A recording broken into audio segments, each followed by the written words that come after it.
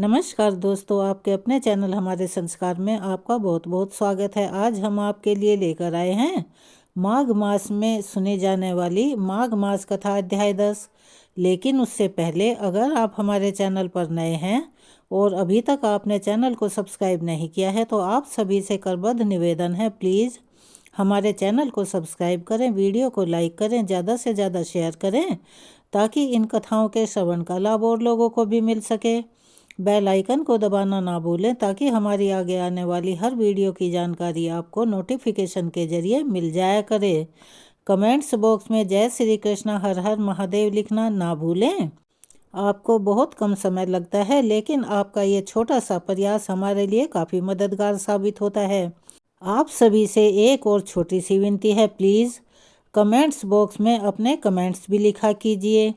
आज हम आपको सुनाने जा रहे हैं एक ऐसे राजा की कहानी जो कि बहुत दान पुण्य करने के बाद भी भूलवश एक छोटी सी गलती के कारण गिरगिट के रूप में उन्हें जन्म लेना पड़ा, जिनका नाम नृग था। द्वारिका का तो हर कोई जानता है, यानी कि कृष्ण की नगरी। शाम का समय था। भगवान श्री कृष्ण के पुत्र खेल रहे थे। खेलते खेलते उन्हें प्यास लगी तो वे सभी पीने के लिए पानी ढूंढते ढूंढते एक कुएं के पास जा पहुँचे। और उन्होंने जैसे ही कुएं में पानी निकालने की कोशिश की तो उन्होंने क्या देखा कि उस कुएं में तो एक गिरगिट पड़ा हुआ था। अब उन्होंने उसे निकालने की बहुत कोशिश की। उन्होंने सूत की रस्सी, चमड़े की रस्सी सभी का प्रयोग किया, लेकिन बहुत कोशिश करने के बाद भी वे गिरगिट को पानी में से निकालने में सफल नहीं हो पाए। श्री कृष्ण के सभी पुत्र गिरगिट को निकालने में असफल रहे। तो यह बात उड़ती उड़ती द्वारकाधीश यानी कि कृष्ण तक पहुंचाई गई। अब तो भगवान श्री कृष्ण वहां पर आ पहुंचे और उन्होंने बिना किसी कठिनाई के, बिना किसी दिक्कत के बाएं हाथ से उस गिरगिट को खींचकर बाहर निकाल दिया। जैसे ही गिरगिट को भगवान का स्पर्श मिला तो वहां पर एक ऐसी आश्चर्यचकित कर देने वाली घटना घटी। गिरगिट से एक तेजस्वी महापुरुष प्रकट हो गए। भगवान श्री कृष्ण जो कि त्रिकालदर्शी हैं और सब कुछ जानते हैं, फिर भी उन्होंने उनसे पूछा कि हे देव पुरुष, आप कौन हैं? आपको इस स्थिति में यानी कि गिरगिट के रूप में कैसे जन्म लेना पड़ा और आप गिरगिट किस कारण से बने? कृपया अपना परिचय तो दीजिए। तब उन महापुरुष ने उत्तर दिया, प्रभु, मैं राजा नृग हूँ। मैं एक चक्रवर्ती सम्राट हुआ करता था और मेरी दानशीलता के, मेरे दान के चर्चे आसपास के सभी जगह पर फैले हुए थे। और आपने भी हो सकता है कि मेरा नाम तो सुना ही होगा। अब मैं आपको अपने विषय में विस्तार से बताता हूँ, यानी कि अपनी कहानी और आप बीती सुनाता हूँ। तब राजा नृग ने श्री कृष्ण को बताया कि हे प्रभु, मैं अपनी युवा अवस्था से ही अनेकों दान किया करता था। मैंने असंख्य गायों का दान किया और वे सभी गाय दूध देने वाली यानी दुधारू, सुंदर और सभी तरह के आभूषणों और वस्त्रों से सुसज्जित थी। मैंने न्यायपूर्वक अर्जित धन से यानी कि मेरे धन कमाने में कोई भी बेईमानी नहीं थी, इन गायों को खरीदा था और उनके सींगों पर सोना और खुरों में चांदी लगवाई थी। मैंने इन्हें वस्त्र, हार और आभूषणों से सुसज्जित करके उन्हें सद्गुणी तपस्वी विद्वान ब्राह्मणों को यानी कि जिन्हें उनकी ज़रूरत थी और दान लेने में जो सक्षम थे उनको दिया। मैंने पृथ्वी, सोना, घोड़े, हाथी, कन्याएं और अन्य बहुत सी बहुमूल्य वस्तुएं भी दान में दी थी। मैंने बहुत सारे यज्ञ करवाए, कुएं बनवाए, बावलियां बनवाई और धर्मशालाएं भी बनवाई। लेकिन मेरी एक छोटी सी गलती ने मेरे पूरे दान पुण्य को क्षण भर में ख़त्म कर दिया। एक दिन एक गाय भूल से मेरी गौशाला में आ गई। वह गाय उस तपस्वी ब्राह्मण की थी जो कभी किसी से दान नहीं लेता था, लेकिन मेरी गौशाला के कर्मचारियों ने उसे मेरी गाय समझ लिया और उसे किसी और को दान में दे दिया। जब वह गाय दान में दी जा चुकी, जिस ब्राह्मण को वह गाय मिली थी वह तो इतनी सुंदर और इतनी अच्छी गाय को लेकर फूला नहीं समा रहा था और उसको लेकर जा रहा था। ठीक उसी समय उस तपस्वी ब्राह्मण ने, जो किसी से दान नहीं लिया करता था, अपनी गाय को पहचान लिया और यह दावा किया कि यह गाय तो मेरी है। अब दोनों ब्राह्मण मेरे पास आ गए, यानी कि जिसकी गाय थी और जिसको दान में दी गई थी, मुझसे न्याय की अपेक्षा करने लगे। तब मैंने दोनों को प्रसन्न करने का पूरा प्रयत्न किया और मैंने लेने वाले ब्राह्मण से भी और देने वाले ब्राह्मण से भी, दोनों से ही यह बात कही कि इस गाय के बदले मैं आपको 1,00,000 गाय दे सकता हूँ। लेकिन दोनों में से कोई भी राजी नहीं हुआ। दान में दी गई गाय को पाने वाला ब्राह्मण उसे छोड़ने को तैयार नहीं था और तपस्वी ब्राह्मण अपनी गाय को किसी भी शर्त पर उसको देने को तैयार नहीं था। इसीलिए मैं तो ऐसे धर्म संकट में फंस गया। फिर मैंने दोनों से क्षमा मांग ली और उनसे इस विवाद को समाप्त करने की हाथ जोड़कर विनती करने लगा, लेकिन कोई भी ब्राह्मण सुनने को तैयार नहीं था। इसीलिए इसका कोई भी फैसला नहीं हो पाया। अब जब मेरी मृत्यु हुई तो इसी छोटी सी गलती के कारण मुझे यमलोक ले जाया गया। वहाँ धर्मराज जी ने मुझसे पूछा कि क्या मैं पहले अपने पाप का फल भोगना चाहता हूँ या पुण्य का। तब मैंने पाप का फल पहले भोगने का निर्णय लिया और इसी के परिणाम स्वरूप मुझे गिरगिट के रूप में जन्म लेना पड़ा। द्वारिका के इस कुएं में मैं लंबे समय से पड़ा हुआ था और बड़ा कष्ट भोग रहा था, लेकिन आज आपके दर्शन से मुझे इस गिरगिट की योनि से मुक्ति मिल गई। प्रभु, मैं तो आपका सेवक हूँ और आपकी कृपा से ही यह संभव हो पाया है। फिर राजा नृग ने भगवान श्री कृष्ण की स्तुति और परिक्रमा की और उन्हें साष्टांग यानी के दंडवत प्रणाम किया। भगवान श्री कृष्ण ने राजा नृग को आशीर्वाद दिया कि वे दिव्य विमान पर बैठकर देवलोक को प्रस्थान कर गए। अगर कोई इस विश्वास के साथ सुमेरु पर्वत के समान स्वर्ण का दान करे, रत्न, अन्नदान और भूमि दान करे कि इससे उसे पुण्य की प्राप्ति होगी और पापों से मुक्ति मिल जाएगी, या फिर अनेकों तुला दान करें, प्रयाग जैसे तीर्थों में स्नान करें और काशी में ग्रहण के अवसर पर चित्त शुद्धि के लिए अनेकों दान करें, शैया यानी के बिस्तर दान करें और पलंग दान करें, कन्यादान और कुरु अक्षेत्र में शुभ पर्व पर गौदान करें, इन सभी पुण्य कर्मों के बावजूद वह अपने समस्त पापों से मुक्त नहीं हो सकते। केवल एक बार श्री कृष्ण के नाम का स्मरण सच्चे मन से भक्ति भाव से करने पर भी त्रिलोक के समस्त पापी एक क्षण में संसार के आवागमन से मुक्त होकर परम पद को प्राप्त कर लेते हैं।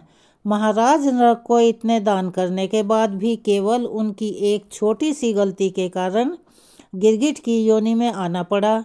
अगर कोई नाम जप करने वाला साधक है तो हजारों अपराध होने पर भी उसकी ऐसी दशा नहीं होती। अगर उसे पुनर्जन्म लेना भी पड़े तो वह एक अच्छे परिवार में और अच्छे वंश में जन्म लेता है और बहुत जल्दी भगवत प्राप्ति भी कर लेता है, क्योंकि भगवान का नाम अत्यंत शक्तिशाली है। जैसे कि कहा भी जाता है कि राम से बड़ा राम का नाम। इसीलिए अधिक से अधिक नाम जपने का, अधिक से अधिक भगवान के निमित्त कथाओं को सुनने का प्रयत्न किया कीजिए। उसे अपने जीवन में आत्मसात करने के यानी लागू करने का भी प्रयत्न करें। तो यह थी आज एक छोटी सी कहानी और रोचक कहानी। आपको कैसी लगी? कमेंट्स बॉक्स में अपनी राय अवश्य ही लिखें। अब हम आपको सुनाने जा रहे हैं माघ मास महात्म्य का आगे का वृतांत। श्री सूत जी महाराज यहाँ पर श्री वशिष्ठ जी से वार्तालाप कर रहे हैं, यानी बातचीत कर रहे हैं। श्री सूत जी कहने लगे कि पूर्व काल में त्रिशंकु नाम से प्रसिद्ध एक सूर्यवंशी राजा थे। वे महर्षि वशिष्ठ के शिष्य थे और सदा यज्ञ, योग आदि क्रिया किया करते थे। उन्होंने अपनी प्रजा का अपने पुत्र की तरह पालन किया था। एक दिन रात को सभा में बैठे हुए मुनिवर वशिष्ठ जी से राजा ने बड़ी विनयपूर्वक कहा कि भगवान, अब मैं ऐसे यज्ञ के द्वारा भगवान की आराधना करना चाहता हूँ जिससे इस शरीर के साथ ही मैं स्वर्गलोक में शीघ्र जाना संभव हो सके। वशिष्ठ जी कहने लगे, राजन, ऐसा तो कोई यज्ञ है ही नहीं जिसके द्वारा इसी शरीर के साथ मनुष्य स्वर्ग में जा पाए। स्वयंभू ब्रह्मा जी ने जिन अग्नि, स्टोम आदि यज्ञों का प्रतिपादन किया है, उनके करने पर भी दूसरे ही शरीर से स्वर्ग की प्राप्ति होती है त्रिशंकु बोले, प्रभु, यदि इसी शरीर से स्वर्ग की प्राप्ति कराने वाला यज्ञ आप मुझसे नहीं करवा सकते तो मैं दूसरे ब्राह्मण को आचार्य बनाकर उस यज्ञ का अनुष्ठान अवश्य करूँगा और मैं इसी शरीर के साथ स्वर्ग में जाऊँगा। श्री सूत जी कहते हैं कि त्रिशंकु का यह वचन सुनकर महर्षि वशिष्ठ जी ने हंसते हुए कहा कि हे पृथ्वीनाथ, आज ही वैसा यज्ञ कीजिए, मुझे कोई आपत्ति नहीं है। तब राजा वशिष्ठ मुनि को प्रणाम करके उस स्थान पर गए जहाँ उनके 100 पुत्र रहते थे। उनके सामने भी राजा ने अपना वही उद्देश्य रखा। तब उन्होंने भी वही उत्तर दिया जो वशिष्ठ जी ने कहा था। यह सुनकर राजा ने पुनः उनसे कहा कि गुरुपुत्रों, आपके पिताजी इस समय मुझे सशरीर स्वर्ग भेजने में असमर्थ हो गए हैं, इसीलिए मैंने उन्हें छोड़ दिया है। अब मेरे पुरोहित वह नहीं हैं और अगर आप लोग भी मुझे वैसा यज्ञ नहीं करवाएंगे तो मैं आपको भी छोड़कर शीघ्र ही दूसरे पुरोहित को वर लूँगा, यानी उनको चुन लूँगा। यह सुनकर वे सभी गुरुपुत्र कुपित हो गए और कठोर वाणी में बोले, पापी, तूने हितैषी गुरु का त्याग किया है, इसीलिए तू सभी लोगों के द्वारा निंदित चांडाल हो जा। उनका यह वाक्य पूरा होते ही राजा त्रिशंकु उसी क्षण विकृत और विकराल शरीरधारी चांडाल बन गए। अपने आप को विकृत चांडाल के रूप में देखकर राजा को अब बड़ी लज्जा महसूस हो रही थी और वे बहुत दुखी भी होकर इधर उधर भटकने लगे। सोचने लगे कि अब मैं क्या करूं, कहाँ जाऊं, किस प्रकार मुझे शांति मिलेगी, मैं जलती हुई आग में समा जाऊं या फिर मैं जहर खा लूं कि इस उपाय से आज ही मेरी मृत्यु हो जाए। ऐसे ग्रहण शरीर के द्वारा उन स्त्रियों को मैं कैसे देखूंगा जिनके साथ वैसे दिव्य शरीर से मैंने क्रीड़ा की थी।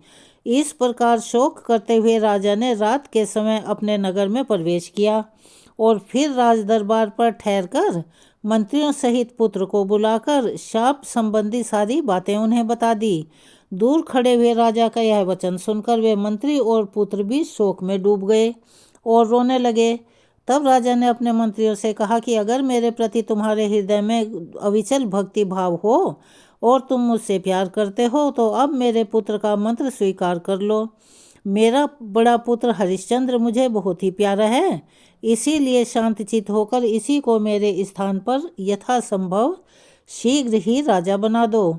तो अब अपने संकल्प को पूरा करूँगा, या तो इसी प्रयत्न में प्राण दे दूँगा या इसी शरीर के साथ स्वर्गलोक में जाऊँगा।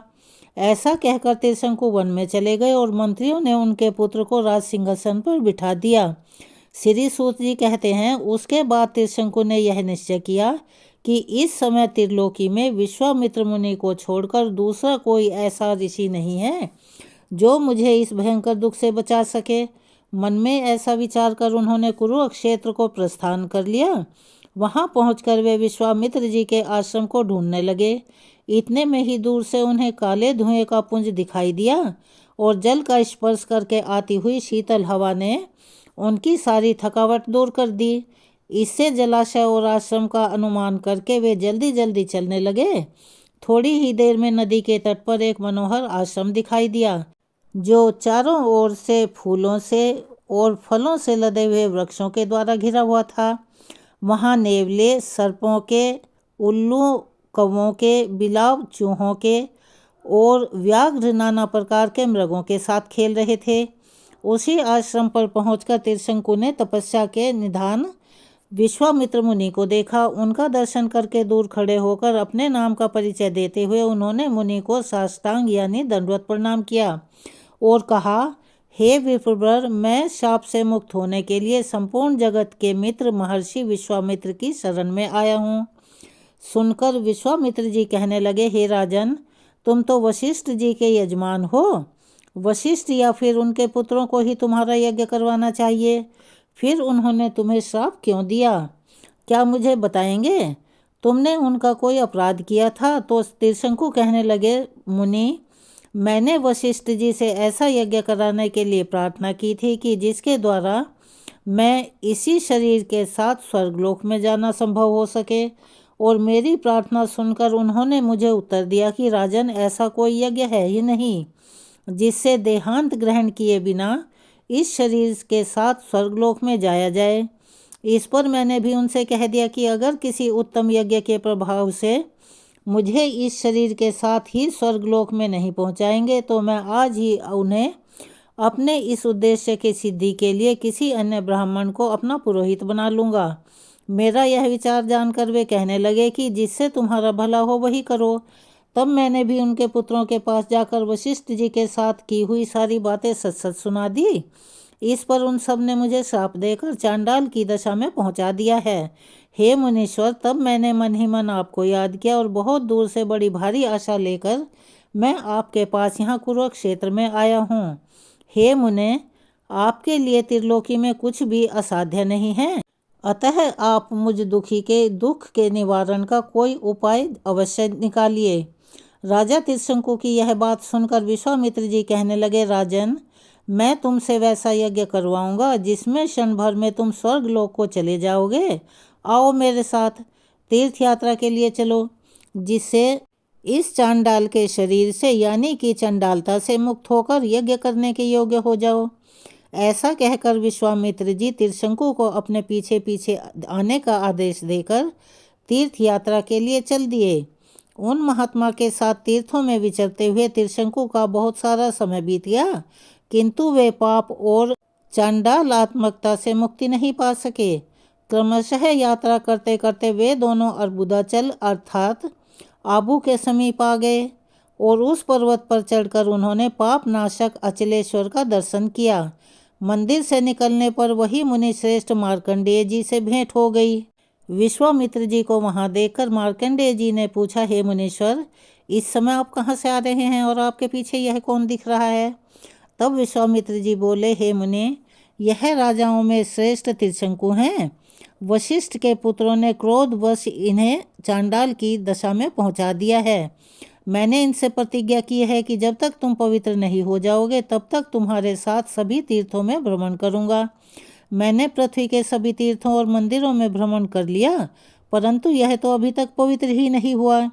इसीलिए अब मैं इस पृथ्वी को त्याग कर कहीं अन्यत्र चला जाऊंगा। श्री मार्कंडेय जी कहने लगे कि हे मुने, अगर ऐसा है तो आप इस पृथ्वी को त्याग कर कहीं मत जाइए। इस पर्वत से नैऋत्य कोण में आनर्थ देश के भीतर एक ऐसा स्थान है जहाँ श्रेष्ठ देवताओं ने पहले स्वर्णमय शिवलिंग की स्थापना की थी। पाताल में जो हाटकेश्वर लिंग प्रसिद्ध है, उसी के नाम पर इस शिवलिंग को भी इस लोक में हाटकेश्वर कहते हैं। हे ब्राह्मण, वही पाताल गंगा का जल है जो रसातल से प्रकट हुआ है। उसी के द्वारा यत्न पूर्वक पाताल में प्रवेश करके श्रद्धा पूर्वक आप लोग पाताल गंगा के जल से स्नान करें। उसके बाद यह त्रिशंकु हाटकेश्वर का दर्शन करके चांडालता से मुक्त हो जाएंगे और शुद्ध भी हो जाएंगे। मार्कंडेय के वचन सुनकर विश्वामित्र मुनि त्रिशंकु को साथ लेकर वहां गए और फिर पाताल में प्रवेश करके राजा को पाताल गंगा के जल से नहलाया।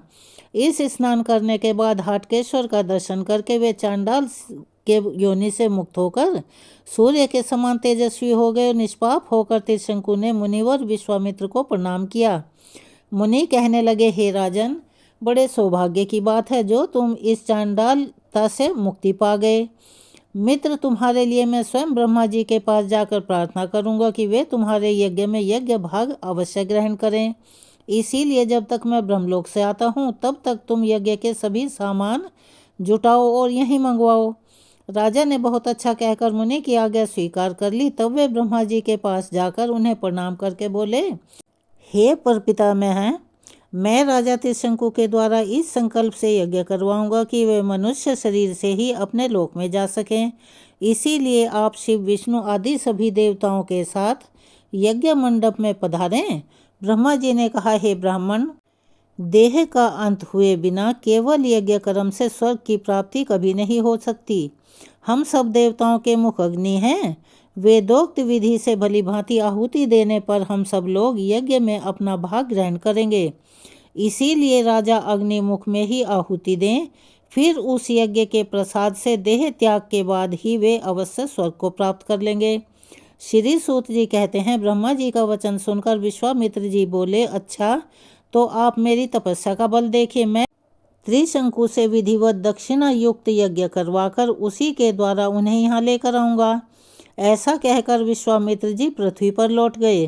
और महात्मा त्रिशंकु के यज्ञ को संपन्न कराने की चेष्टा में लीन हो गए।